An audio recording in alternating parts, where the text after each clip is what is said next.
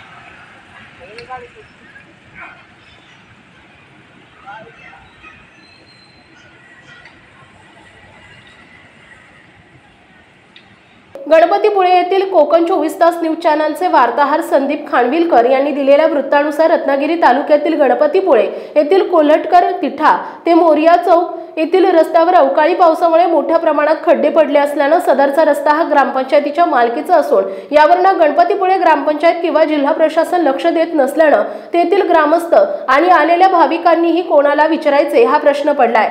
गणपतीपुळे विकासावर दरवर्षी लाखो रुपये खर्च केले जातात, परंतु दर पावसाळ्यात विकास पाण्यात वाहून जातोय असं बोललं जातंय।